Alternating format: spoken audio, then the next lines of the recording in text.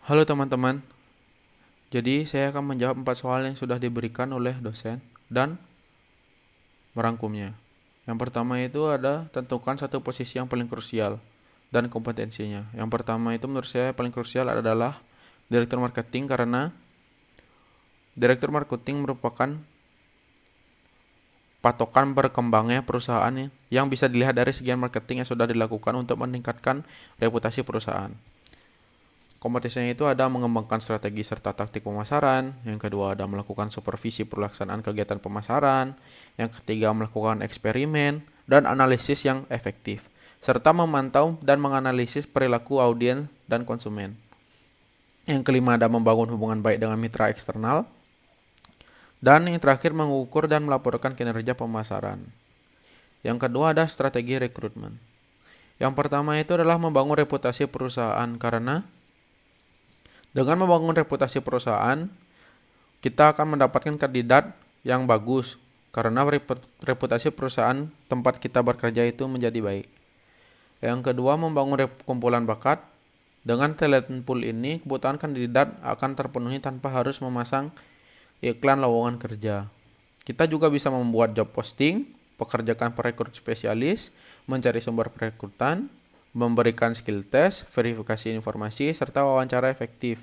Dan kita juga bisa memberikannya masa percobaan agar bisa menunjukkan kualitas mereka melalui kinerja yang sesungguhnya. Yang ketiga, seleksi yang dilakukan untuk mendapatkan best talent, kita bisa menggunakan beberapa metode seperti seleksi CV, melaksanakan tes seperti tes kognitif, tes penilaian kompetensi, tes kepribadian, serta tes motivasi dan nilai kerja. Kita juga bisa melakukan wawancara seperti wawancara tatap muka dengan praktisi human research, serta melakukan wawancara terstruktur dan wawancara tidak terstruktur. Lalu bisa dilanjutkan dengan focus group decision dan leader group discussion. Yang terakhir itu ada reference check dan medical check up, yang dimana perusahaan pasti ingin mendapatkan pekerja atau karyawan terbaik serta kemampuan teknis dan soft skill yang dimiliki oleh talenta, tetapi juga kondisi kesehatan mereka. Yang keempat ada proses onboarding. Menurut saya, setiap perusahaan pasti memiliki proses onboarding masing-masing, dan tentu saja pasti berbeda dari segi kualitas, formalitas, dan kelengkapannya. Jadi menurut saya proses onboarding yang baik itu seperti perusahaan tidak sekadar memberi peran baru kepada karyawan, perusahaan juga harus mengintegrasikan sepenuhnya karyawan ke dalam organisasi, lalu membedakan proses onboarding dan orientasi, serta perusahaan harus mampu mengidentifikasi setiap karyawan.